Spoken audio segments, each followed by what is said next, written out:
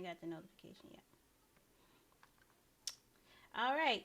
Hey everyone, and thank you for joining us on another episode of ARD, a real discussion, where we're going to continue talking about the book The Big Leap. I hope you watch video number one. That'll kind of allow you to get the main topic of the book. Because today we're going to dive a little bit deeper into some of the specifics about the book, particularly some of the barriers that we face when dealing with our upper limit problems. Okay, we are the podcast with no name. I'm Ebony. And I'm Paris. Okay, so we're just going to jump right into it. Last week we were talking about the upper limit problem, and basically the gist of it was that a lot of us only have a certain tolerance for the amount of success, happiness, or love we are willing to accept. After we reach a certain level, we start to get nervous and we self sabotage our own happiness back to a level that we kind of feel acceptable in being in.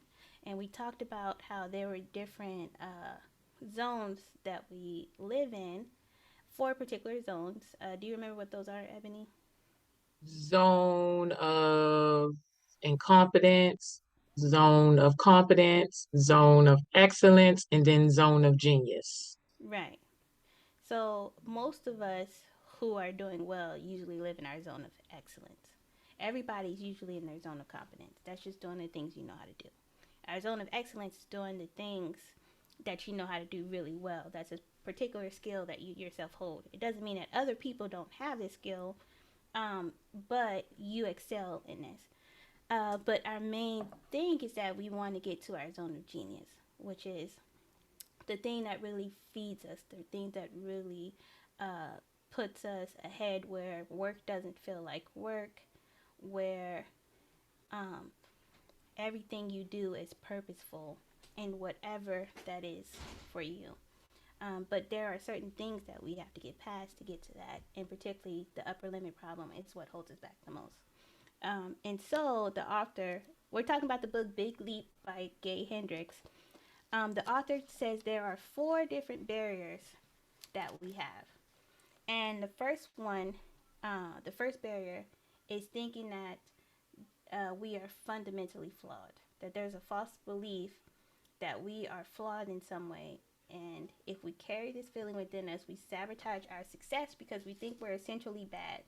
And if something good happens, we mess it up because good things shouldn't happen to bad people.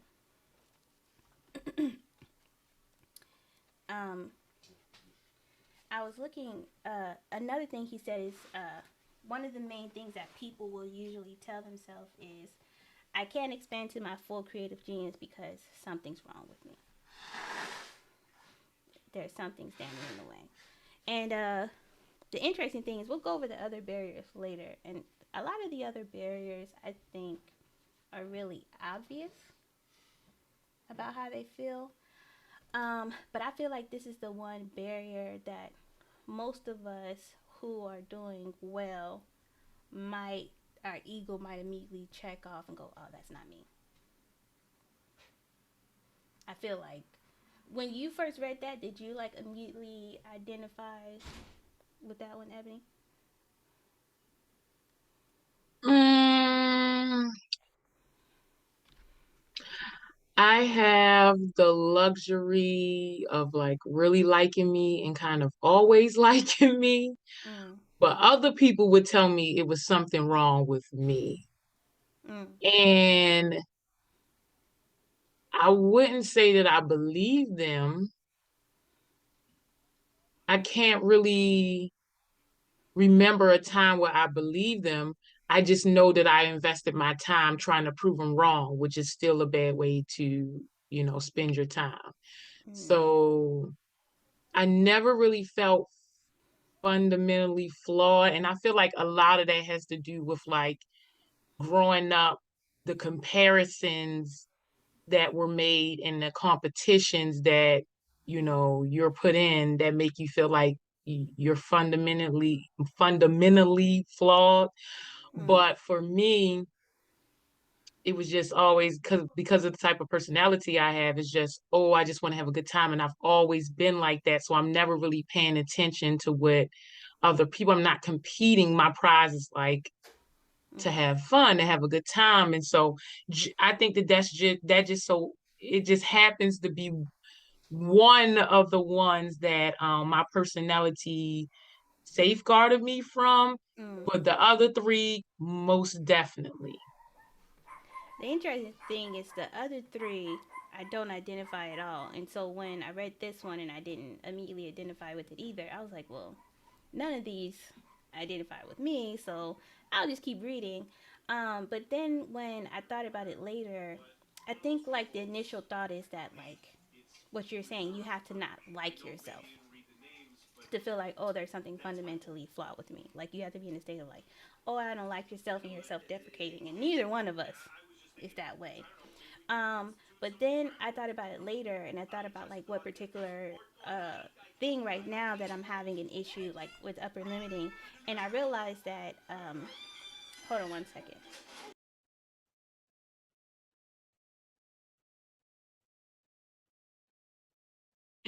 My niecey pee on my feet. What they doing? Niecey poo on my feet.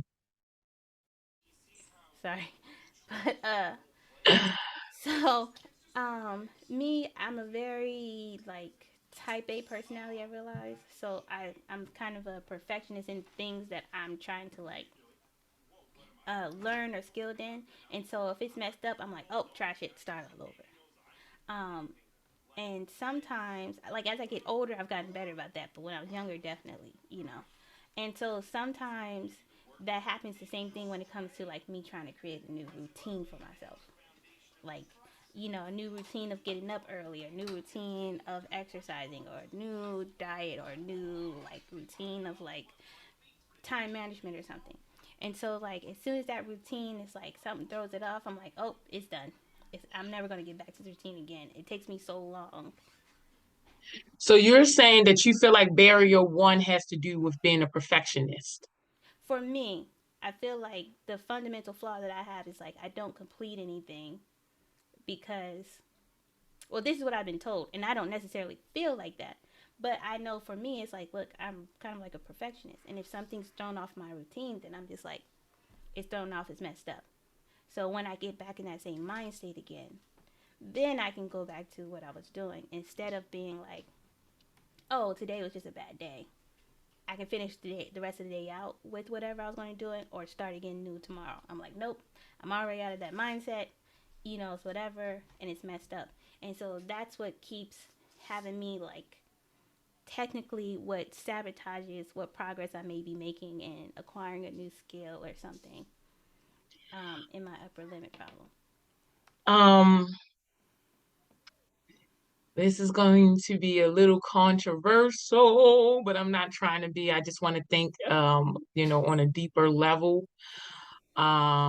So when I think when I was reading a book and I thought about barrier one, I thought that most religious people would have that barrier Hmm. because when they say fundamentally flawed, a lot of religions teach you that you are flawed, that True. you Very know, true.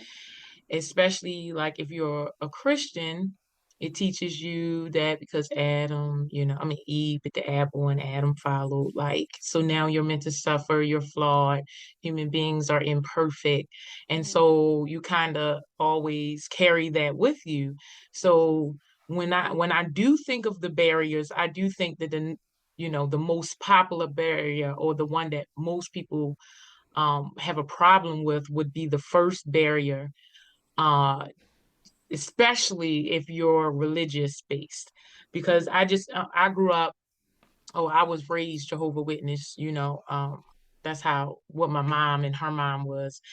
And I think just because of my personality, I questioned a lot of those things. And since 6, I was just like, but it doesn't make sense. And eventually kids will stop asking because they're not getting the right responses or a response that make them comfortable enough to continue to ask. But I never stopped. I would just continue to ask questions because it just didn't make sense to me, especially because of like my character, my personality. And so for me, I just never developed the idea that I was fundamentally flawed.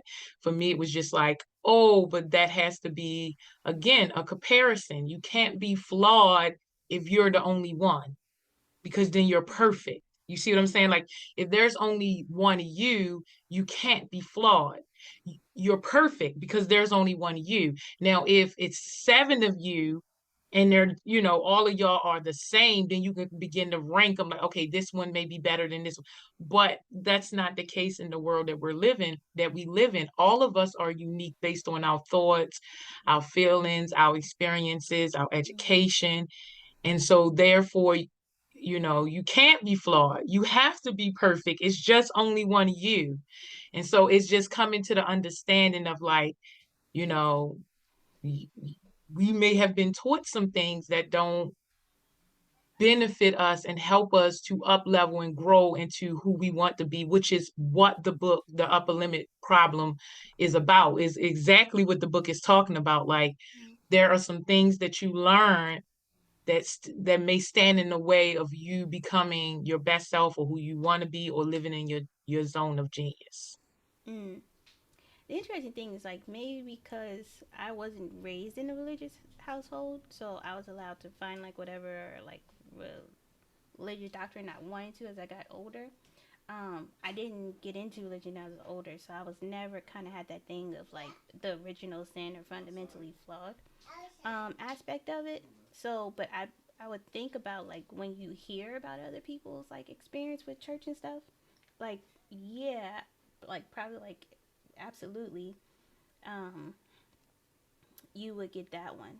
But um, I would say like even in like fundamentally flawed, I guess like even in my description of it, when I think about it, I don't think like, oh, like I'm fundamentally flawed in this way, and so this makes me a bad person, and don't deserve good things.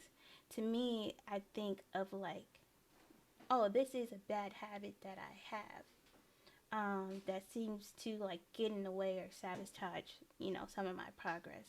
And I think when we think like fundamentally flawed, in the book, absolutely, he's going to the extreme of like, I don't deserve good things because I'm a bad person. And like I said, neither one of us has that issue. I think that would be centered around a person who doesn't particularly like themselves or have fully embraced themselves or um, has done any kind of like self reflection, really. Um, and so, since that's not necessarily like our issue, I kind of related to it on like maybe like a smaller basis of saying like, okay, this is a bad habit. And I think for other people reading the book, that could be the thing too. Not that like you have to be a bad person and you have to hate yourself and think you don't deserve happiness, but even realizing like, hey, this is like a bad habit that maybe you've had for a very long time, that may be ingrained in like your personality or your like lifestyle that you didn't realize you had. I don't also think of bad, I think of worthiness. So like Mm, I don't think of like, oh, I'm a bad person. I think, oh, I'm not a worthy person. Oh, I'm not worthy of this happiness. Like think about it like this. mm, We know someone who purposely self-sabotage their happiness because they feel bad about being happy when there's people in the world suffering. So he'll go, I'm eating good. I have a good life. Everything's so good, but I feel bad because there's people out there who don't even know where their next meal is coming from. Or I had a friend and this happened to him and I know this person who I believe is a good person and this person is working extremely hard, but bad things keep happening to them. So if I think this person is a good person and bad stuff keep happening to them, why would I expect me, who is not as good as them, to have good things happen to me? You see what I'm saying? It's more of like a worthy than like I'm a bad person. I feel like again, if you put in a situation when you're young and something happens and it sends a signal when you're young, you're a bad person. Let's say like you were outside playing and you threw a rock and it made a mistake and hit somebody and cracked their head open, and they got hurt, and then you'll go, oh, I'm a bad person, and you can Mm-hmm. go your whole life thinking that you're bad because of that one thing that happened and nobody took Mm-hmm. the time to explain to you. But I don't think that that's what for me when I was there, because I read the book every year. So for me, it kind of screams like I'm just not worthy. Like Mm. I'm not worthy for things to consistently go great when there are other people and this is not their experience. Why am I having this experience? And then you start to self sabotage. Interesting. That's very interesting. I only think it's interesting only because it's not my experience. Uh,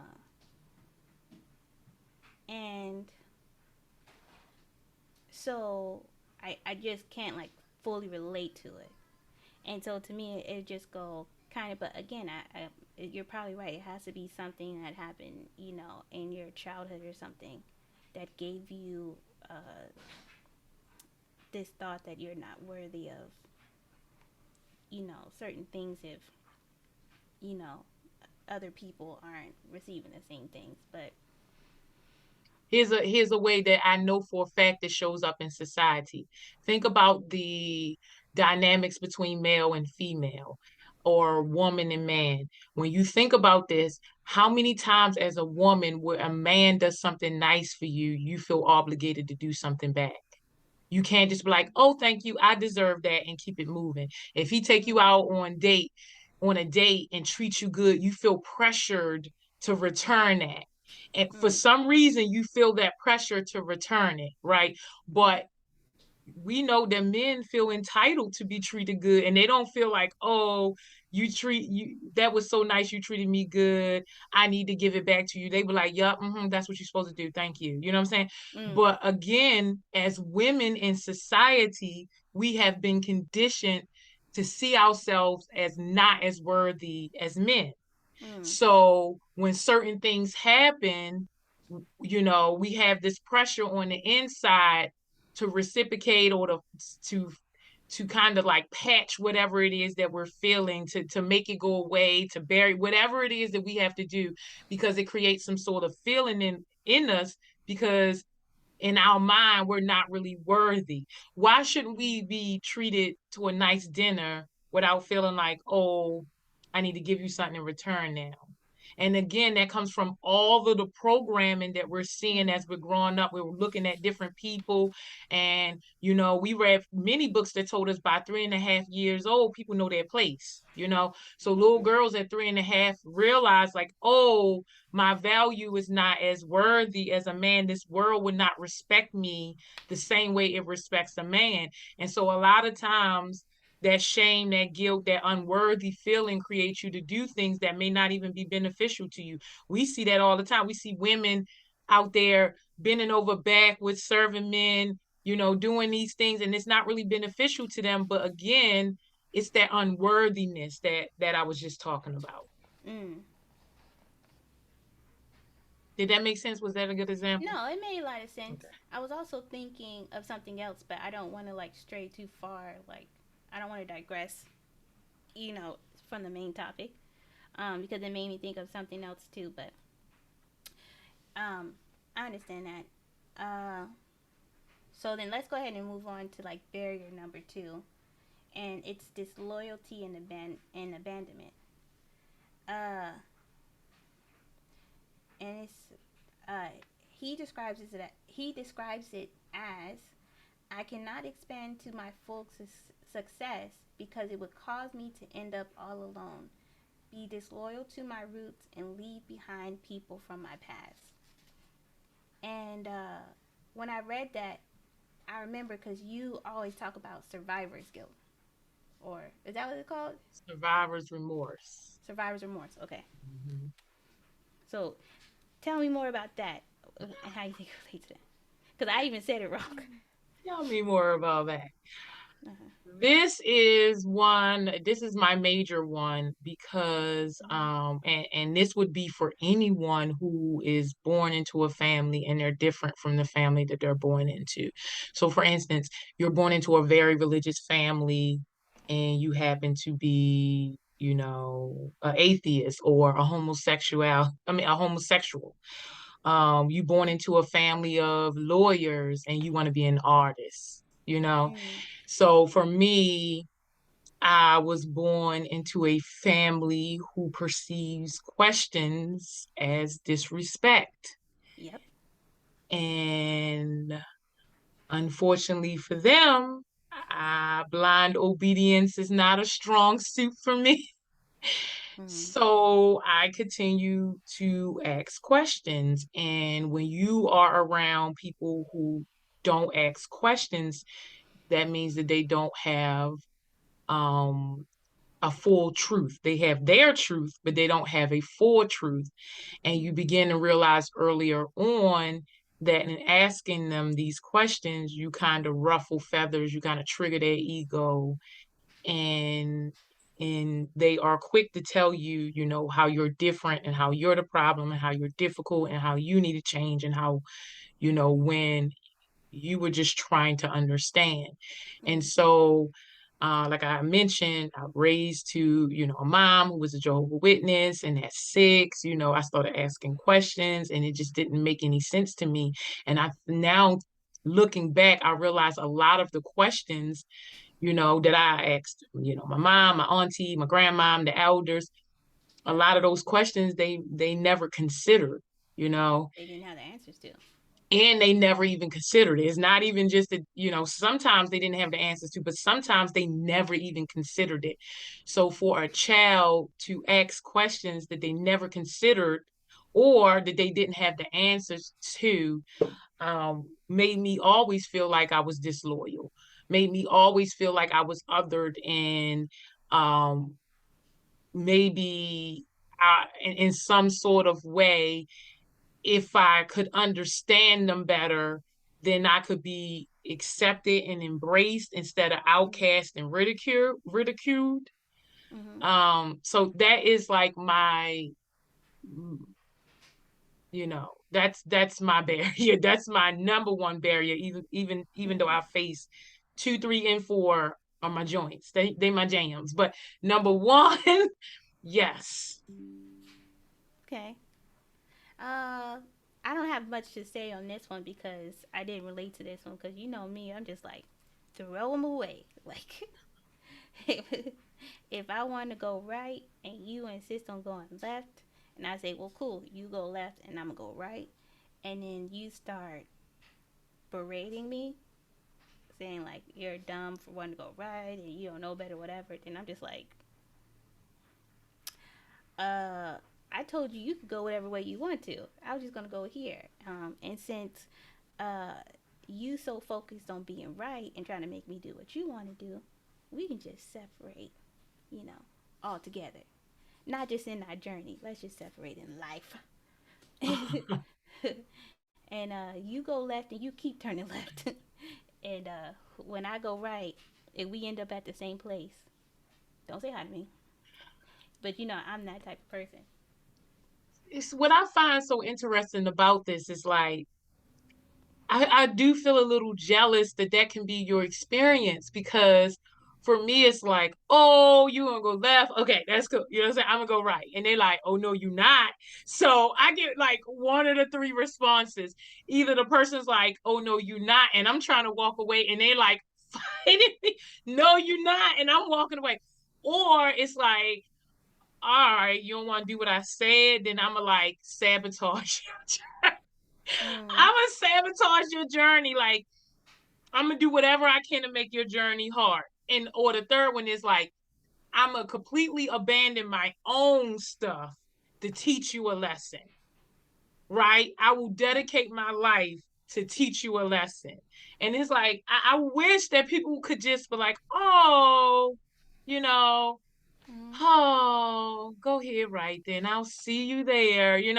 I don't get the luxury of that. And I always wonder, like, well, how come people just don't let me be? You know what I'm saying? I let you be. I wanted to be with you too. Like, I ain't want to do it alone. I wanted us to go right together, but you wanted to go left. But since you want to go left, I'm gonna let you go left, let me go right. You know what I'm saying? And I'll let you Mm. go left and I don't think about it. But no, like, that's not what I get. Like, I always wonder why do people have to just like interfere with me going right? Why am I not the person that they go, whatever, let it go?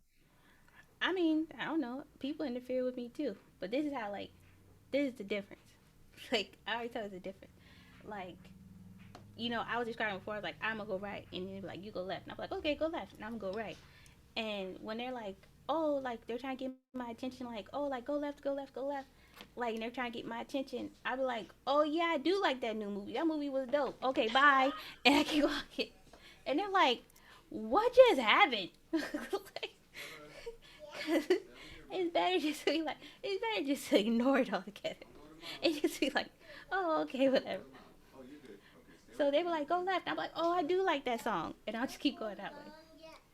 Like I know I do that on purpose. I know it's probably annoying to people or maybe rude, but like it's better. Like sometimes if it's like a flashbang. Sometimes if you can throw somebody like confusion, you have like a good like 2-3 seconds to get out of there and something. I know like and like That's kind of deep. at the base of it, it's probably like really manipulative, but also it's like to me sometimes me, I'm like I gotta pick and choose my battles. And like if you could just be like smoke screen and then just go it's easier to do that instead of having like to do the back and forth sometimes.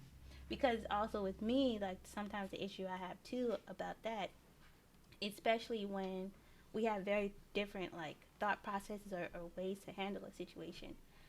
Most of the time I'm kind of like because if that's the way you want to do it, and I say do it that way, and your sister done that way, I'm just like okay, it it doesn't have anything to do with me, and I know a lot of people are not that way. But if someone can't be that same way to me, and I don't just go, a lot of times like I'll just say okay, like what they're saying, and it's not that I'm agreeing with you, I'm acknowledging what you're saying, and I'm just gonna do it the way I want to anyway, just avoid it. But if that doesn't work, and it comes to a point where I have to like go back and forth in something that I feel very strongly about, this is the manner that I want to go about handling something, it gets ugly. So that's why most of the time I'm like, oh, I give a lot of grace because I'm in the business of minding my business and not yours. Um, Right. and so I generally expect that from everyone else, but that's not true. Um, and so sometimes when I have to deal with that, I'm just like, it's, it may be like, sometimes it's easier just to tell like a nice little white lie to keep the peace and go like, oh, okay.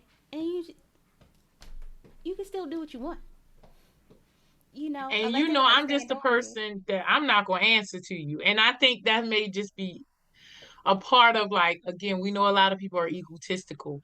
You may divert them like, like you just said. Me, I'm just going to like blink at you. I don't, I feel no need to answer to you. I don't have to explain myself. I don't have to I don't have to divert. No, it's nothing to hide. I'm just looking at you like, in my mind, I'm thinking, but why you here? Like, mm-hmm, you said you was going left. Why you here? mm-hmm. Yeah, I hate that too. When it's like you're going left and you're going right, and then they followed you to go right to be like, hey, you can keep going left. I'm like, The why whole are you time, just yeah, like why walking are you behind walking you. behind me telling me to go left? This is not Chris Brown music video. No, no, stop it. Killing Stop. me. Like, this not what we doing. If I said I'm going right, listen again, this is what I don't understand. It's like I could do the same things for you, to you. Like, oh, I'm going left, and I go and follow you down and nag you and throw rocks at you and try to set up traps and abort my own life mission to teach you a lesson. I could do those things too, but I don't. Like you said, I'm explicitly minding my business, and I think that's what makes the world so hard.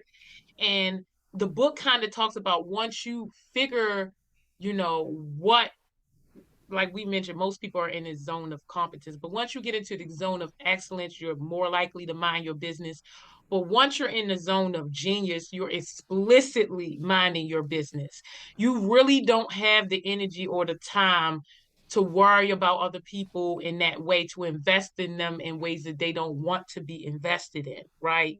So it's like if I say I want to go right and you want to go left, it's clearly that I don't want to be invested in any type of way because I'm going another way. But why invest? Why invest yourself in what I got going on? And again, I feel that to be in the zone of incompetence and in the zone of competence. The people who are, spend most of those times in those zones are the people who suffer a lot as far as this barrier, because it's just like, again, you're without a purpose, without some sort of destination to streamline your own actions and thoughts. You are constantly minding somebody else's business, and you may be interjecting in things that you don't understand and is not your business. I don't know how many times I get unsolicited advice, and it's like, you don't understand the problem, but you're trying to give me advice. Like, Mm-hmm. stop it. Right. And I said, and to those people, that's when they hit those barriers of feeling like, oh, maybe I'm being disloyal or I'm not upholding the values that my family have because they gave the advice to do this and I want to do it, this way and something like that. But yeah, that's not barrier for me. You know, I think because, maybe like, I'm not saying like this is a thing, but also being raised by like a single dad. Oh, Um, I've always been told that I could make my own path for where I want to go. So my dad has always been open of like, hey, like these are the morals that we have, and this is the foundation like of our family. But when you become an adult, you make the life that you want. But like I want you to be a good person, and I want you to know this, and I want you to learn this. But you get to decide as an adult what kind of life you want. Um, and I don't know a lot of the people who parents express that same thing to them, you know. well, people say they have babies because they want to see another version of them, or they want to Yeah. give the Did baby you what just they see a never whole had. little freaking gnat on my forehead? Fruit Oh, I fly? want I want to give my son or daughter the life I never had, and it's like, but what if they don't want that life? So then now they have to feel disloyal to the family because you want to give them the life that you wish you had, but they don't want that life. Mm, Now they feel disloyal, and on the inside, so much turmoil that's keeping them from being their best self because you want them as a parent to live up to your expectation of who they are instead of who they are authentically. mm, yeah, yeah.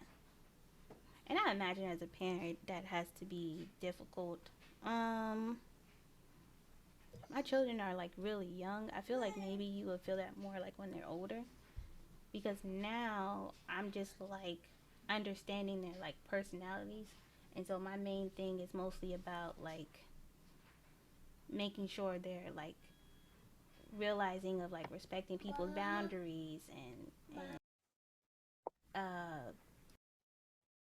just being good people in general, as you see. Hey, So, Phil. so Hey, uh, Phil. yeah. So, but I don't, and I feel He's like telling me be quiet. no, he said not yet. uh, But I don't necessarily feel the need to be like you have to be a doctor or you have to be this when you grow up or you have to be that. Um, Even when like my children express being something different than what I am, I'm just like, it's up to you. If they said like, I don't want to do this when I get older, that's your choice. You know, Uh, you know, the world is big, and I may be absolutely sure that I'm doing it right, but at the end, I don't know. I really don't know till it's all said and done. So, Right. um, since I was allowed that grace when I was young, I try to extend that same grace to my children,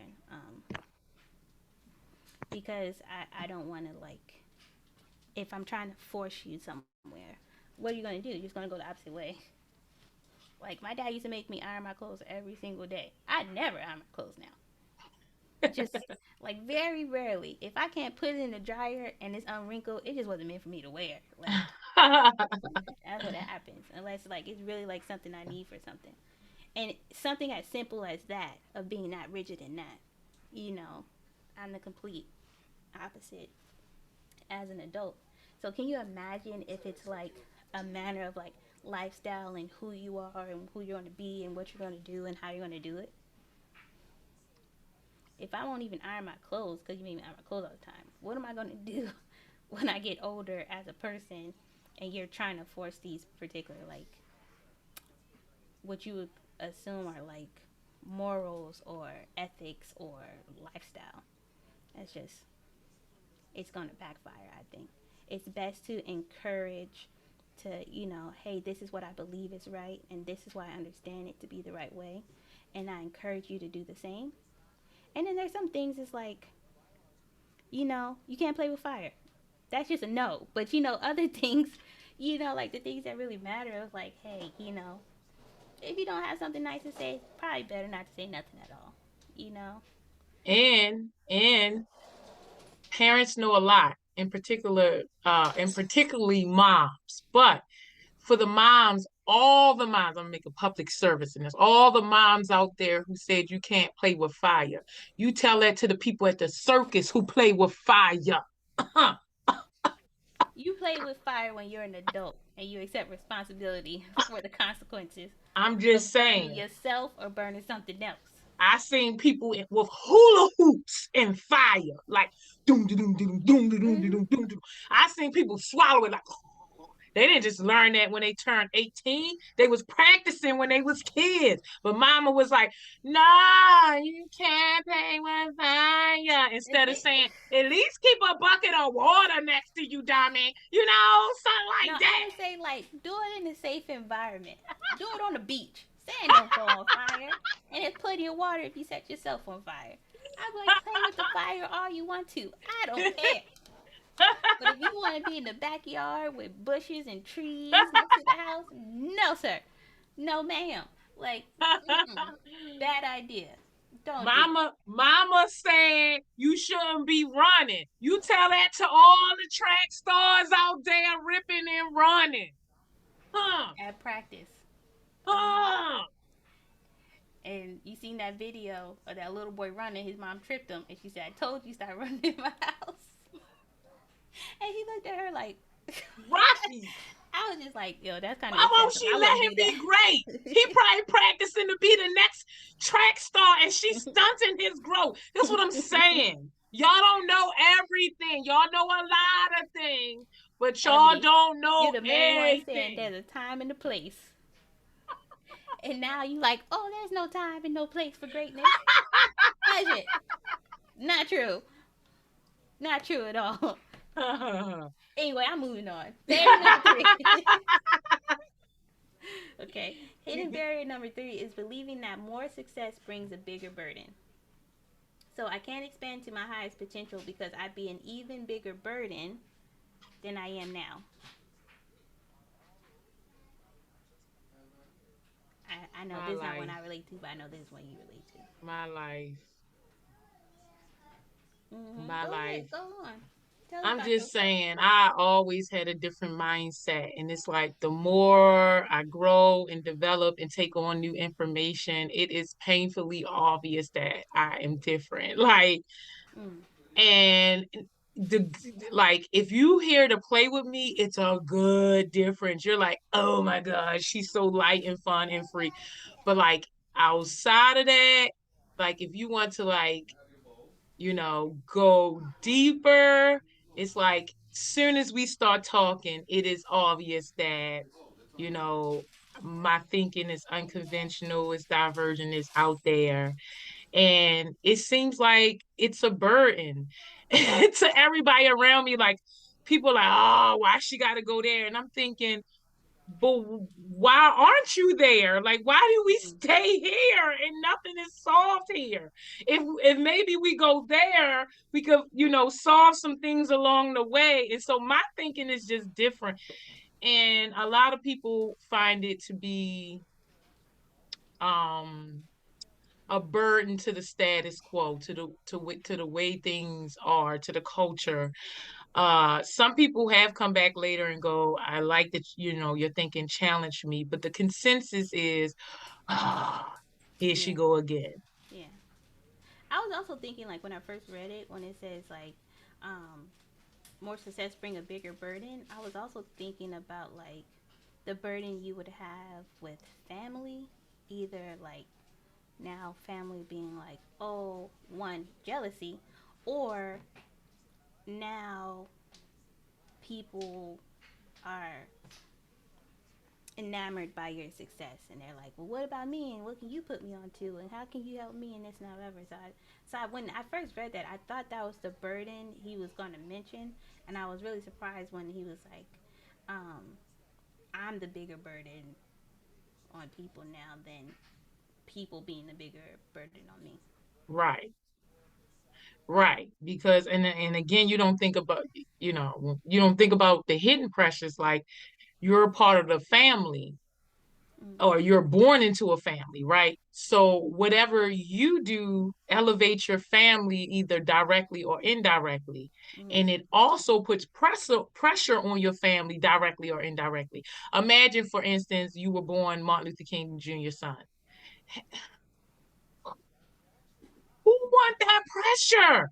Right. If you born Blue Ivy, like, who again, it's like, who wants that pressure? It's like, now I gotta live up to this big name. I can imagine Oprah Winfrey family, like, why you gotta be Oprah?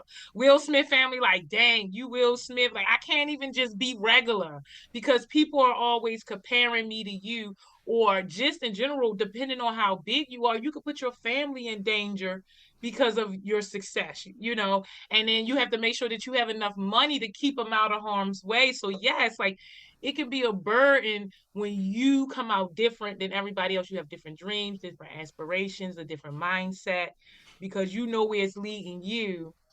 And you may know the people in your family, it may never lead them, the way that they think and their Mm-hmm. actions and their belief may never lead them to where you are, which again, their ignorance, you know, keep them, because I think about this all the time. I think about, like, oh, how does Oprah or Will Smith or Beyonce stop people from kidnapping their family and ransom?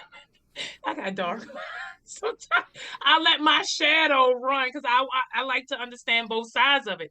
So it's like, say like you got a second cousin. How do you keep your second cousin who in public school for somebody like, oh yeah, that's Beyonce cousin, let's take her and ransom her for $10,000? Like, how do you stop that? Or how do you stop when you do something, like, for instance, you could be a Wayne's, you do something, and now a second cousin who got the name is being bullied in school because of something your second cousin did, who's like 30 years older than you.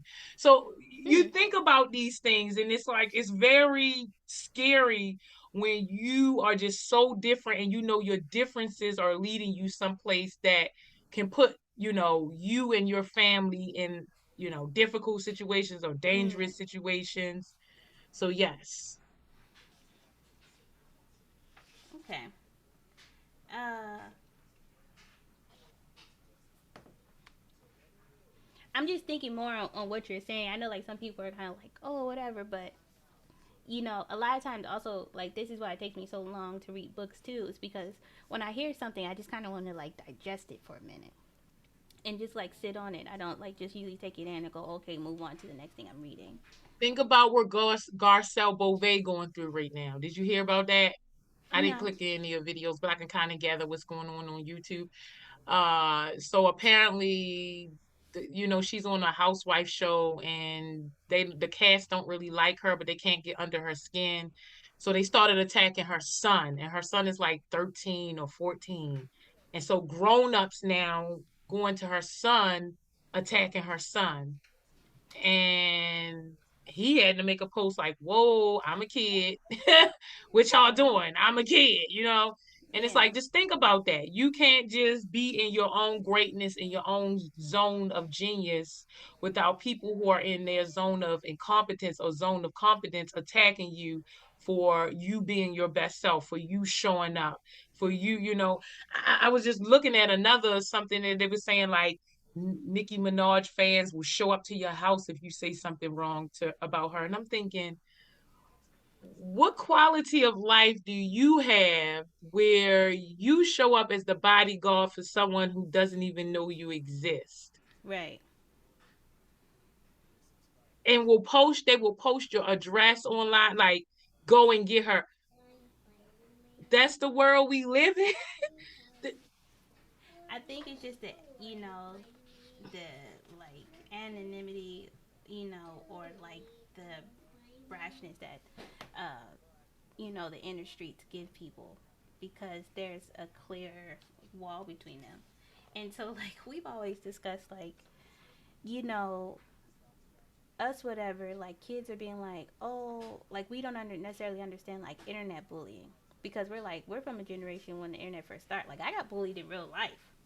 Word. So I'm never gonna feel some kind of way because somebody said something about me online. I'm just gonna be like, okay, but it may be different when you're getting like a barrage of like, a lot of comments of like every day, hundreds of comments, like all the comments are like, you're this and that, whatever, and I'll just be like, but again, to me, I'm just like, I don't have that experience, but I was like, I've been bullied in real life, so like, I'm not gonna like worry about what somebody say online. And also too, I'm like, if you like show up at my house, whatever, I'm like, Negro, this is real life. I live in the South, okay? I live in a very conservative small town, and you showed up to my house. That it was a big problem. And they doing it. I said the children in this house have weapons. See, so you heard about that woman who was a therapist, and some another native woman Mm-hmm. published her address out in like Well, she published her name and where she worked. Mm-hmm. in her address. I saw a video from the girl who said that girl published What? her home address. Oh, I didn't realize that. I would have thought that had been illegal because she made a video, or she wrote an article. So I would think, since it's an article, you can't put that in the article I because don't know, that but would. she said people Mm-mm. showed up to her house. I was like, Really? what? Wow. That's just bananas. Like, Mm-hmm. that means you're not in your own bag, as they say. Like, Mm-hmm. you're not in your bag. If you're not, get in your bag, which I think is at least the zone of excellence, if not the zone of genius, because we really don't have time. Nobody knows when they're leaving, when they're exiting this planet. And you want to spend your time being a foot soldier, being a minion Also, like, don't let the reason you leave this planet be because of internet beef. that don't got nothing to do with you. That's the biggest part. Like, it doesn't have anything to do with you. Like, you inserted yourself there and invested your time and energy. Mm-hmm. I That will say, blows my like, brain. I feel like on some level, like, where we're like understanding more of like people's like mental health, and you know being mindful of like triggers people have or traumas people have or something like that. At the same time, I'm like, people are using that as an excuse to remain fragile, and it's just like, you're not doing the work. You got all the answers for your problems, and you're just going, "Put this is the answer," um, or this is the root or the equation of how I got something, but you haven't solved the problem. I should say that better. Yes. And so it's just like, But also, it's just like people, like the whole internet beats and stuff, or people being upset. I'm like, it's because you're really fragile. Because there's some things like I see on the internet, and I'll be like, this is so dumb, and I'll be like, and swipe. I just like won't watch it or like do whatever. I'm like, even there's sometimes that people post like a really like stupid comment, and very rarely do I say anything. The only time that I'll actually like really say something is when somebody's like really far off, and even then, when they're really far off, I'll be like, "Have you read I there's mean, been scientific study? Look it up." That's the only time like I'll do something because I'm like, "Hey, you're so far off, and it's clear that you have not read." So, because the thing is this, it's 7 billion people strong here. How can one person make sure that they're not saying something that not hurt 7 billion people's feelings? mm-hmm, The numbers don't even make sense. Like how? I, I every time you say something, you're going to hurt at least someone's feelings. mm-hmm, Feelings come, they go, they get hurt, they heal. It's not the end of the world. If your feelings get hurt, it means that you have a frail spot that you need to up level, that you need to work on, that you need to get rid of. That's what it's telling you. Like, oh, you have an Achilles heel, you have a weak spot, work on it so that you can fortify yourself. But it's like, nobody is into creating resiliency or anti-fragility. They just want everybody to stop. Just walk around, be nobody, say nothing, do nothing. We just gonna all walk around like robots. Therefore, we can't like offend anybody. We're just gonna just walk and do, say nothing. We might as well wear a uniform so nobody get offended. Like mm, it's just come on. Like that's what makes the world so fun to be in and dreadful, but fun to be in because people are different. Like why do you want people to be a monolith? I don't get that. yeah. Also, like you have to take into consideration too, like cultures are different. Like communities are different. Like they say like in black culture, we're very, fun spirited. Some people I say like we never take anything serious, but we're very like light spirited in some sense. Also, like roasting is a definite part of our culture. Like that's a love language in itself. Like if you're not like used to that kind of environment, you could feel like very like upset or offended. We have a mutual friend that we know, and she's an other. She's still a person of color, but she's another, and she would hang out with like our friends and stuff, and we're all like at the table, roasting or whatever, and she would get so upset, and I'm just like, just say something back. Like it doesn't have to make sense. Say whatever you want. It's just part of the like culture. And so she just didn't have nothing to say. And so, like, us too, it's like, okay, if the person's like a weak link, then it's like, bullets, bullets, bullets, bullets. And Not she was me. just like, She's speaking for herself, you too. not, I wasn't roasting her. I was trying to help her. But I was just like, it doesn't have to make sense. I even gave her an example. I was roasting other people for her. I was like, it doesn't have to make sense. You can say the dumbest stuff as long as it's funny. But she was just like, No, we can say the dumbest stuff. You can't be an other and say the dumbest stuff because that's you just gonna make can. them roast you more. Like, if we But can if do it, it's like if you can keep up, then it's like all right, like dap up. You cool. You kept up. We know you cool. Like you part of it, and then it's just a regular part of like our friendship. You can do that, if you're part of it. But like if you do it and you can't keep up, it's just like oh, it doesn't even matter with like people in our own culture. If you can't keep up, you be like oh, you so whack. Like my sister, she just like recently at like 26, 27, just started to be able to come back. Because before she used to be like, okay, okay, whatever. And we would like just laugh, like, say something back. And like at 25, finally, she said something. We were like, oh, like, look at you. But like in where we're from, and especially in our family, you have to be on your toes. I remember when I was like younger and I first started really like hanging out with our like Baltimore side of the family. I said, "Oh no, I can't live like this." They was killing me. I said, "No, I gotta get myself together." They was knocking me down, boy. I was like, "Oh, like I had to You know? go at home practice in the mirror, something like I You was know? Omarion spinning in the rain, boy. Like I was, I And could not.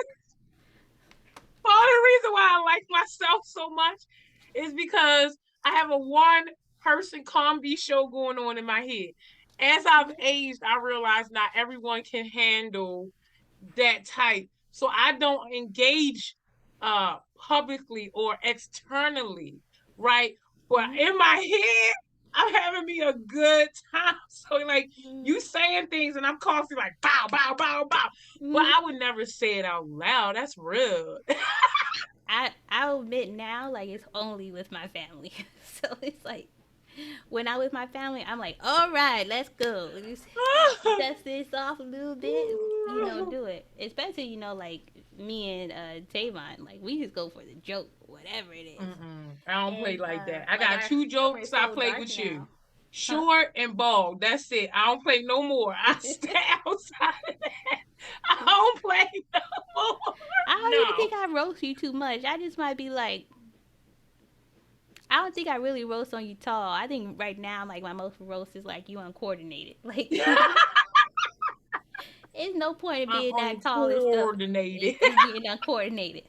Like, you got all that height and you not even good at kickball. Like, well, come on. see, that was the thing. I would have been an athlete instead of a scholar, philosopher, poet if I was good at it. You was like, this athletic thing ain't working out. Let me hit them looks.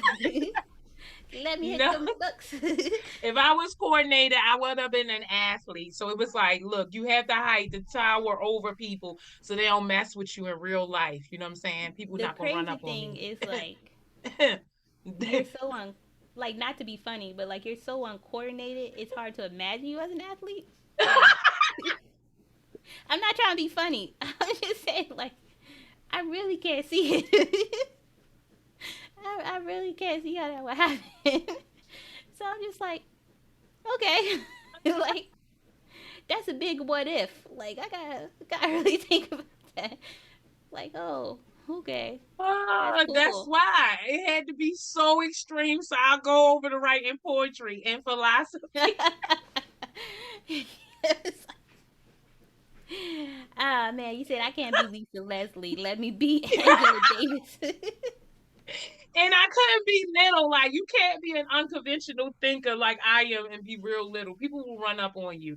One thing you can say whatever you say online. You see me in real life, you would not say that to me. Right. If you're a man, maybe, but outside of that, you won't say it to me in real life. You gotta be No. a real tall man too. Right. Right. You won't, cause Hmm. like they like if she's gonna have a mind like that, we gotta give her some natural self defense. It's like We need to give her some self defense. That's funny. so like Like, you're not finna run up on me. You're gonna be like, I'm tired of her. I'm tired of all that she be saying. I'm finna show up on her because I'm gonna knock especially on if her you my door. height, and then you like walk up, you sit down, stand up. It's like Oh, you my got it. bad, You yo. got it. I be like Nikki. I be like my bad, yo. You can't take a joke. My bad, yo. I'll never forget that day. You Me was knock like on my the bad, door. yo. You can't take a joke. No, I'm finna tell her a piece of my mind. She I Hmm. open the door. You like, oh, wrong door. Yeah. Like you walk straight into somebody like another woman chest. You like, oh, I made a mistake. Like, okay, my bad. Hilarious. Oh I tell you goodness. what, I said we family. Man, as hard as you hit me on my head, you're trying to kill a mosquito. I don't want to get no fight. I was like, yeah, head was ringing for like 5 minutes. I'm like Ebony, like you can't just like swipe it off or something. Not even hit you hard. I ain't even put no. I just went like that. No, Like I ain't even put no force no, in it. you put some vengeance in it. No, You was just like, you did it twice. no. Pow. I did And the not. thing I is, was just like, I did not no, hit it hard. No. you did. And the thing is, it's like you just living your life, doing whatever you're doing, getting groceries out your car or something, and just like bang. And you like, yo, what happening? What's going on? Like, what I do? Like, No. where are we taking this? What's happening? And I you was like, trying to oh, that's save your exciting. baldy girl. Don't nobody once you Yo, have a get out of lump like here. Get out of here. I got a whole 3 layers of fabric. You talking about trying to save somebody. You was getting me on the sneak tip. That's what Oh, it and is. A I sucker wasn't. I punch. was trying to save your life. I was trying to be like Jesus. Don't be like Uh-huh. that. I'm gonna wait till you lay it down. I'm gonna save your life too. I'm just jump on you. Spider! Just full people's elbow. Okay. Bear your four because we are so Barrier 4. Anyway, so barrier 4 is the crime of outshining. So it says, I must not expand to my full success because if I did, I would outshine blank and make him or her look or feel bad. Yes. Hmm. I feel like this is on so many levels. Uh, I was muted, my bad. I okay. don't think that's your problem. Oh, I thought you was talking to somebody in the background. I was trying to like hold you down. I was like, "Ooh, I don't want the I was talking silence." to you, but I had Oh, accidentally hit the thing with my elbow and muted okay. her. Sorry. Go ahead. I said, I don't think either one of us this applied to us. I didn't necessarily think it applied to you, but I know, like, on the sense of how you feel, like, it would kind of relate to, like, barrier 2 of being, like, more of a burden. I think that that one applies for everyone, like socially. What do you mean? Like if I say, "Oh, I want to be a singer," then everybody be like, "Oh yeah, yeah, yeah, you can, yeah, all right." But if I'm like, "I want to be an oceanographer," they be like, "Come again? Like what? Mama, Mm-hmm. What?" Why is that? a circle. Oh, excuse me 1 second. I gotta make a circle. There you go. There you go. Okay. So you're saying, like, it's something different than people would, like, consider the usual means of, like, a career, being successful. Or in not even just being successful, it's just in the cultural norms of what how we do things around here. So for Mm. instance, if let me give a better example.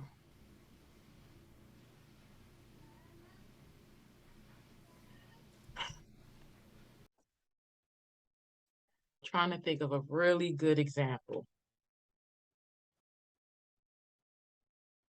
Okay, I got a good example. No worries.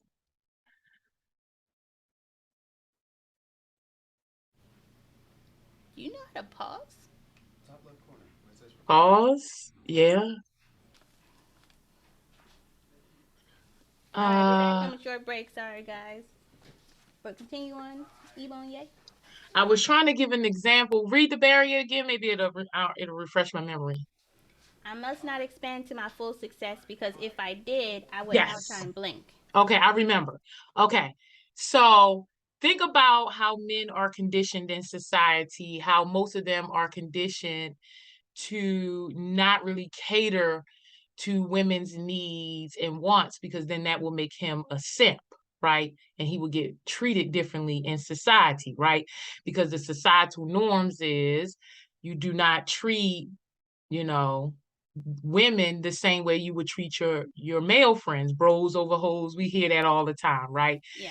And so if you do uh treat a woman better, then other men will mistreat you and call you a simp and say, oh, you loving your woman, you treating her right, you're not out here doing what men do, men cheat, men are dogs, men do this, all men stare at women butts when they pass. That's what we do. All of us grab ourselves like, and when you don't fit these stereotypes, then you're outcast or you're mistreated in society or you're not as respected or people don't look at you as somebody worthy in society. So that happens in our family, it happens in our job.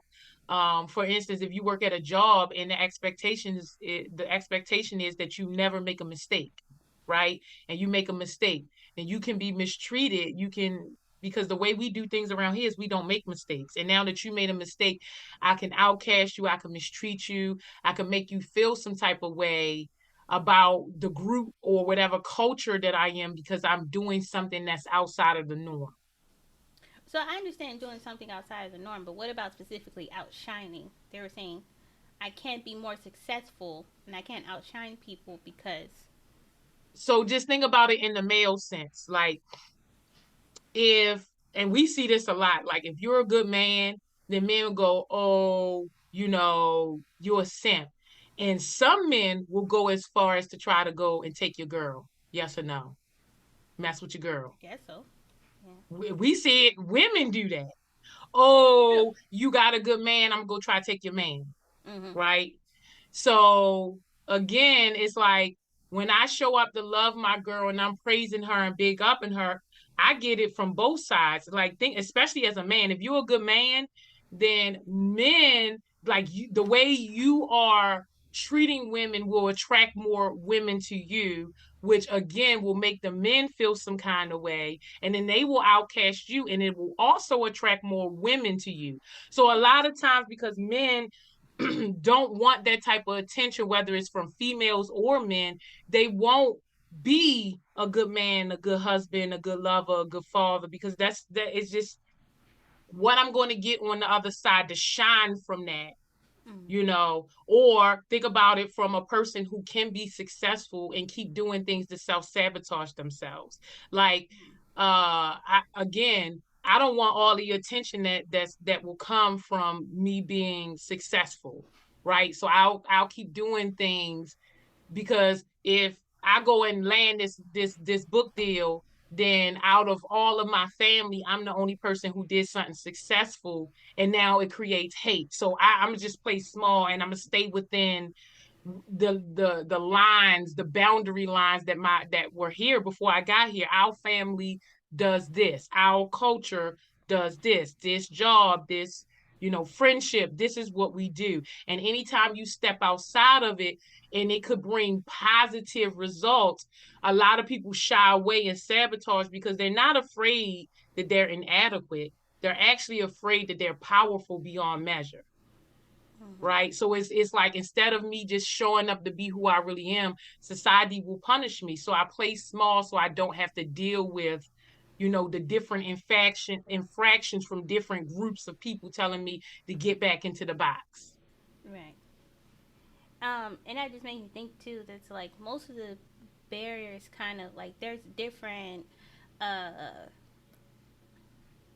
like there's different avenues, but all the avenues lead to the same feeling of I'm worried that this will cause me some issue and I will fail.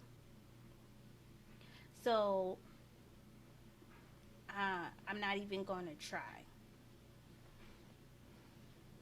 And it's not necessarily in failing in your what you're trying to achieve. It could just be like I'm going to fail in my relationships. I'm going to Right. fail in my business. I'm going to fail in you know creating new friends, creating new lovers, creating new networking abilities or something. And so you may succeed in your ultimate goal, but you're worried about what else you're going to fail at. And so you're already like thinking about how you're going to fail that you just don't even start to Yes. achieve. Yes. Or you start self-sabotaging. Like for instance, you may want marriage, but nobody in your family ever had marriage. So you can get close to marriage and start doing crazy things to ruin it, or you can get a marriage and then start self-sabotaging like what's going on in the marriage. And Mm-hmm. again, it's because it's just out of the culture. Nobody else had it, and now that you have it, it seems wrong for you to have something that the people or the group that you belong to don't have. I understand. I understand. Um, about what pressures could come from being the exception, because I think also Yes. it would come to not just like you have also like made it in a sense of being an exception, but also it's like now what like standards are people putting on you to like uphold these things, and so that could feel like a burden to you, you know, to do that, or also like in out, you know, shining the rest of your family because now you've gone on, you know, to be married in many years or something. Again, that's a lot of pressure because there are certain ideals that, or like ideas that people think they have about marriage and stuff like that, and it's like unless you married, all of that is just theory, it's not practice. That part. Yeah. Exactly. So yeah, I understand like exactly what you're saying. It's not like specifically in that like, oh, you know, I definitely did better than so and so. It could just be in the fact that like I've done it different than so and so, or I just happened to be an exception. This one time it worked out for me when it didn't work out for so many other people in so long. Mm-hmm. And so now there's so much pressure and there's so much burden that comes with that. And it doesn't have to be jealousy. It could just be like all of the accolades you get from people give you a lot of pressure. And now you feel like you can't do wrong because you will let so many more people down. And so then that might also cause you to like self sabotage yourself as well because you just don't want that type of pressure. So Mm-hmm. yeah, it's interesting. I think the book, like some of it, you know, he kind of says like, "Hey, I'm just going to give you some examples of stuff, but you know, you go ahead and digest this however you are." And so the book, some of the examples they give are very simple. Also, like I'm not sure of like what culture this person like grew up in, but their culture seems very different from ours. And like the examples and the spaces he's been in to give the examples for the book. So we can further expand on like the barriers of how that looks within our particular culture or our particular like communities versus the one he's in. Because mind you, to me, I get the feeling that his book that he wrote this book, but it was not meant for people who are in their zone of competence. It's meant for people who are in their zone of excellence, and it's supposed to take you to the next upper echelon. So a lot of the examples, a lot of things he's talking about are, you know, people who run Fortune 500 companies who are very successful, who are things like that. And I know it's to show that like, hey, even these very successful people also have these problems, but it doesn't necessarily show that like, hey, the everyday problem that you're facing on a simpler, you know, aspect, this could be as simple as this, the issue you will go through. Not just like also this issue you could face when you're the CEO of a company, you know. But so we did go through the four barriers today. That was a lot to talk about, a lot to consider. Like we hadn't had a chance to like really like deep dive in it. I think like both of us just kind of talked about the barriers that we personally realized that we had, and being mindful of like what our upper limits are and how to overcome them. Um, but I hope that like in this video, us kind of explaining and expanding on those, that whoever watches it, I hope you can kind of realize whatever barriers you have. Because mind you, it doesn't have to be just one. You can have all four. I You got can have one or three. two. I just have one because you know I'm crazy.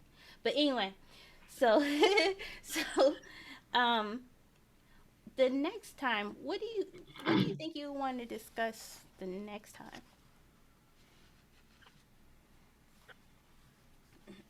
Do you know what the next part is? I'll tell you what the next part is. Um So me, I feel like we talked about a lot of theory,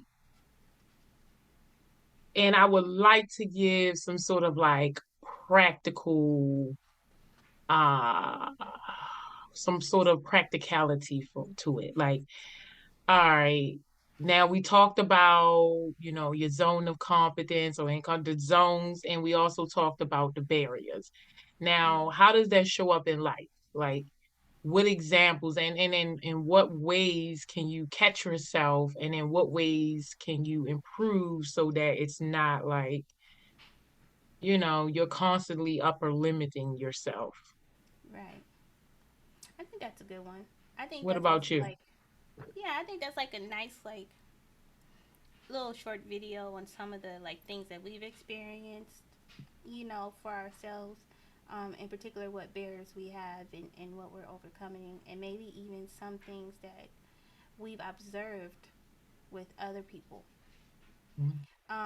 Because definitely reading this book and some of like my friends that I talk to now, some of the things they discuss, I'm realizing like, oh, like I already knew before, like, you talk to your friend, you go, I wouldn't do it that way. Or, I'm not sure how we keep circling around to this problem, but, okay. And now you're realizing that, oh, this is you upper limiting. This is you self sabotaging your success because you're scared or uncomfortable of moving into the next space and what that means. And so I've definitely recognized that now after reading this book. That could be another video too. Comfortability. Whew. Mm.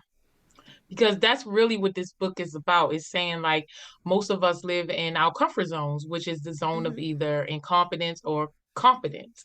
You expand your comfort zone when you live in your zone of excellence. But to Right. truly get out of the box, to break the box down for it not to exist, you have to be in your zone of genius. Right. So a lot of people always go, oh, this was uncomfortable. This was, you know, that made me feel uncomfortable. I was in this environment. It was uncomfortable, as if that is a bad thing. And I really think the opposite to be true. Complacency is something that we should all avoid Mm-hmm. because, I mean, that in itself can be a discussion. Yeah, I agree. I agree. Do you, really quick, do you have many instances now where you feel uncomfortable?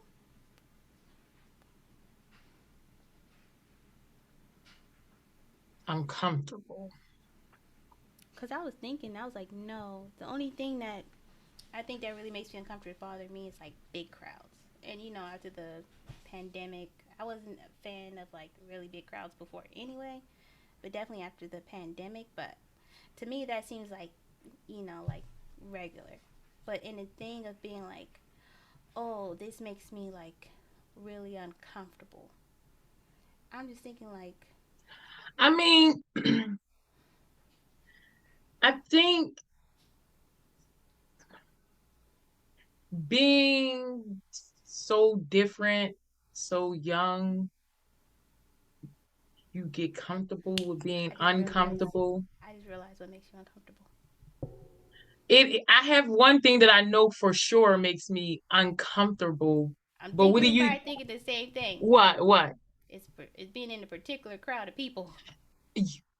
Yes, that is the only thing that makes me uncomfortable, but I won't remove myself from it. I'll sit in the uncomfortableness. Like I will just, and I will acknowledge like, hmm, you're uncomfortable. And then I start making contingency plans like, okay, so if this was to happen, there's an exit door there. And then once I met my way around, then I'm good. I'm like, oh, Because okay, I'm I good. was I'm thinking good. like very recently there's a particular crowd of people, and I was like, let's go talk to these crowd of people, and you were like, no, and I was like, why? Like they're already there, and we could just go say hi, and you were like, you can go do it, and I was like, okay. I work in corporate America, or I used to work in corporate America, like as an employee. And then for me, it's like I have my field. So, um, yeah, if I don't have to do more, That's I funny. don't. I think for me also too, it's like I'm a domestic engineer, so I mostly work at home. And so I don't get out and just talk to other people, period. So Mhm. like whomever it is, I'm like, oh hey, but also I think like uh being younger and before I was Muslim, being like very devout Christian and evangelizing and just going up to people and being like, I want to share the word of God with you. Come to like my church and come to Bible study. Do you want to study with me or something? And just like stepping out, just talking to strangers about something like really kind of like controversial, you would say, of like, something that people might immediately be like, oh, you're weird or something, or, this and that, give you a bad look. And just being out there doing it anyway. It's like you're Jehovah's Witness knocking on doors. You're just taking chances. You just like you just And like I let had to down do all that. your fear, all your barriers, and you I just had like to do slide that at out one there. point in my life. I tell you now, like I did it before, and I will say like that probably would make me uncomfortable now. They were like, "Hey, let's go knock on people's door and ask them if you're ready for Jehovah's return." And I'm like, See, "No." See, the thing about me is I have a very introverted, extroverted personality. So if you know me, Introverted, extroverted. that's literally, I took the I test and they know, called me an I know. introverted, extroverted. It's just So, like, like, when you know me, you don't really know that I'm introverted.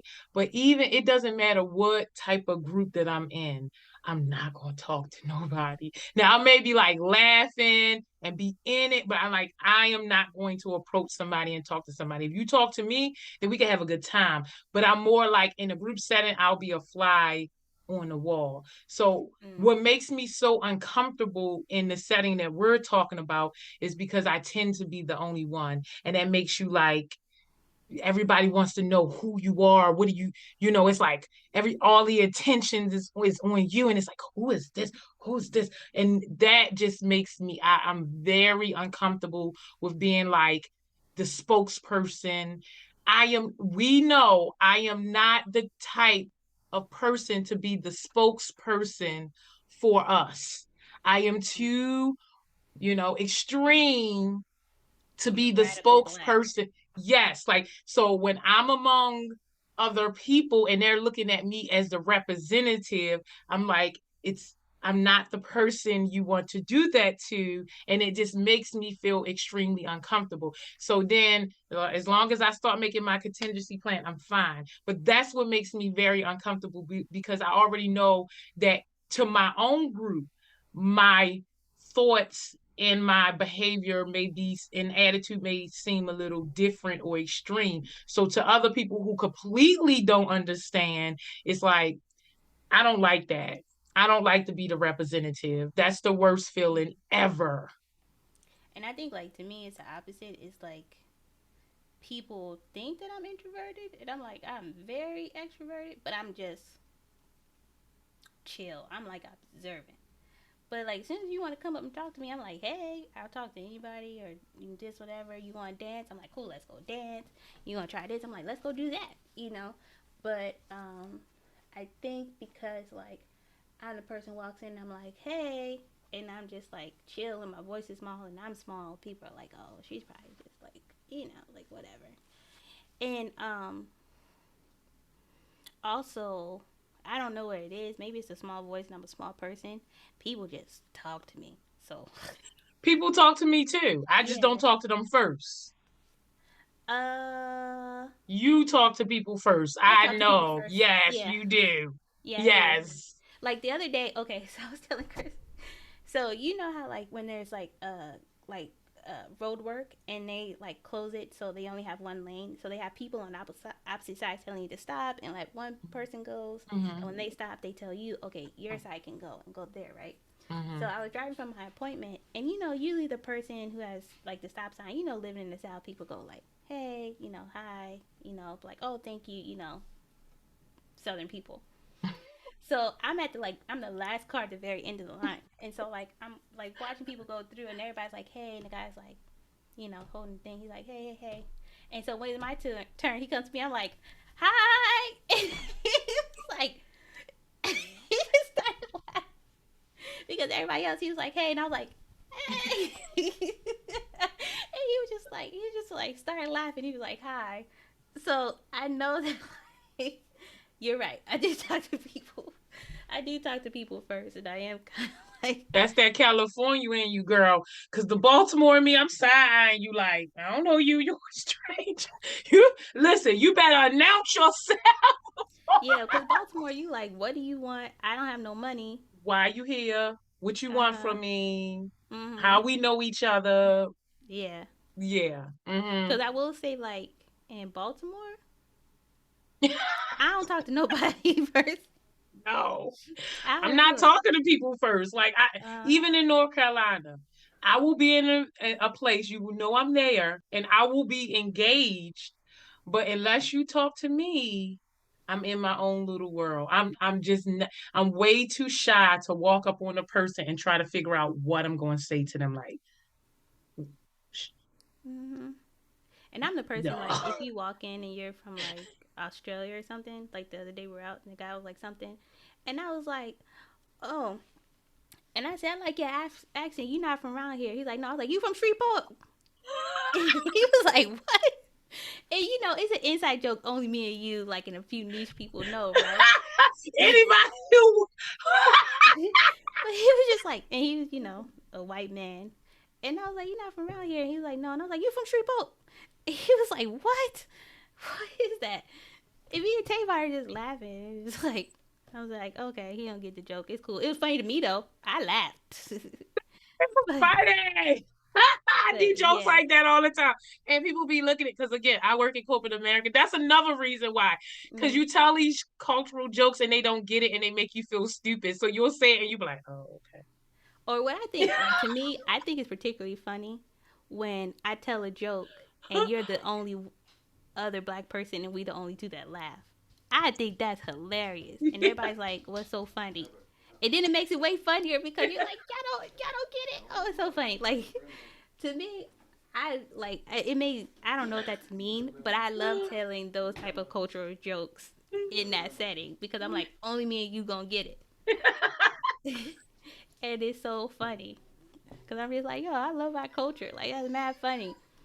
And you But know I'm easily amused. So I'll sit here and laugh mm, at myself, but everybody else didn't get it. So I'm trying to hold back my laughter because everybody looking like what's so funny. And I'm having me.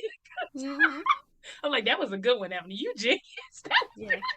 And see, that's the problem. See, you laugh to yourself, and I'm the one who say it. I'm gonna be like, "Oh, okay, you from Shreveport?" They like, "What are you talking?" They like, "What are you talking about?" Nobody got it. Oh, Nobody got the joke. that is so funny, yo. How you everybody should get that. Listen, Disney is around these streets. Like Like I told you, me and Tavon were the only native people in there. Oh, he had a native friend with him, but oh, that's we were the funny. only native people in there. It was very cool. So everybody Mm. was like, "Oh, okay, that's funny," and I was like, "Ah, that was a funny joke. I didn't realize it. That was a Yes, really that good got one." me cracking open the eye, girl. Can you see So yeah, but that's what I'm just saying. Like, I don't really get uncomfortable anymore unless you like, tell me to go door to door. But even in then, until last year, I worked in sales and I had to go just walk up and talk to people, to ask them like they were interested, randomly. And so I don't have any fear of rejection. So Oh, if a I person can't tells be me rejected, no, so oh, see, so if a person tells me no, I don't feel personally rejected. So, me either, because you can't reject me. Unless you my sister, cousin, husband, friend, something like that, I can't feel rejected. You're a stranger. yeah, I will admit, like, if I asked you for something and you were like, no, I'd be like, did you hear what I asked? She was like, yeah. I'm like, what do you mean? Nah. If you were like something, you was like, no. I'm like, no, you misheard. I asked. That's what I'm going to do because I'm just like, what is happening? Nah, because it's Sometimes people be like, oh, no, man, I really wish I could. I just don't have it. And I'm like, oh, okay, like, I understand. yeah, and that's how I would probably answer it if I. That's how what I expected. But it was like, Yeah. you like, no. I'm Oh, like, see, you I gotta was tell looking me. through my phone and I made a video about this and I was like, no is a complete sentence. It doesn't need any explanation or nothing. I said the only people who deserve that consideration are your loved ones, your close ones, the people who are in your inner circle. Other than that, everybody just need to respect your no. It's not no because or no Mm-hmm. and it's just no. Mm-hmm. I don't owe you. I do that too. If people be like, "Oh, can I like if it's a question that wouldn't even be necessarily a no, I'll still be like, "No, thank you." They were like, "Hey, we're giving out a free phone." I'm like, "No, thanks." Or they were like, "You just won $10,000." No, thanks. Mm-hmm. And I'm like, "Where's that $10,000 coming from?" Mm-hmm. I know it's been a couple of times, like I can't think of a question, but people that said something and it's like the answer wasn't supposed to be yes or no. You're supposed to really answer the question. I'd be like, no, thank you. And I'll keep walking. And they be like, Yeah. oh, you know what I was thinking too? We have 3 minutes, and then we start now. Yeah, Nailed the challenge. yeah. I realized too. Uh-huh. We're together. You're shy, and I'm not, and I embarrass you. You don't embarrass me. You tickle me. I embarrass you too sometimes because I was thinking about when we was in Philly and the man had to sign. I was like, what does that sign mean? No, no, that was not embarrassing. I swear for the Lord. I feel It tickled me one, and it was a little dangerous too. But I was not embarrassed. Like it tickled me more so because I just was thinking like, oh, is she bold enough to ask this question? Like he's bold enough to have an answer. And then when you asked it, he didn't have an answer. I was tickled. I was like, no, because I was like, what? what is that? I was like, what does that sign mean? He's like, what's his class of 1987? Like, what does that mean? And he was like, that's the year I graduated. I was like, okay. And I just left. To give you full context, there's a man sitting on the corner. He doesn't look homeless. He looks well, but I'm guessing he's panhandling because he has a sign up. And it just said class of 1987. And I was like, that's the first time I seen that. Usually it was like, anything will help. God bless. Looking for work. We'll work for money. Will work for money. Homeless something. And it was just like class of 1987. I was like, And for me, I don't mess with homeless people in the sense of if I have something to give, then I will give you some food. But other than that, like where I'm from, uh, just you avoid talking to anybody you don't know. So I'm not speaking to I nobody know, in because this that's what I'm saying person. too. I remember when we were in Baltimore, we went to go get food, and he was like, "Oh, can you help me out?" And I was like, "Every time I see you, you need help." And he was like, "Ooh," he was like something. And I was like, "He do." Like I see him every day. Yes, I remember you saying that. And It he was wasn't like, embarrassing. It's just dangerous. I'm like, ah. "No, I keep that mother effing thing on me all the time." You didn't listen. I can't be embarrassed. The only person who can embarrass Ebony is Ebony, and I do a hell of a good job. mm-hmm. Mm. So we got 1 minute. Let's tie this video down Yeah, we're because we just gotta go babbling into on. our nail the Yeah. challenge. So we're gonna, if you guys watch it, we are going into another challenge. Ebony picked like the most insane one, but we gonna see what happened. Anyway, I hope you guys roll over to that next video, and I hope you guys enjoyed this one. This has been a real discussion. This is our little side thing from our podcast with no name. I'm Paris, I'm Ebony. and thank you guys for joining us on our long video. But I hope you enjoyed, and we'll see you next time. Bye.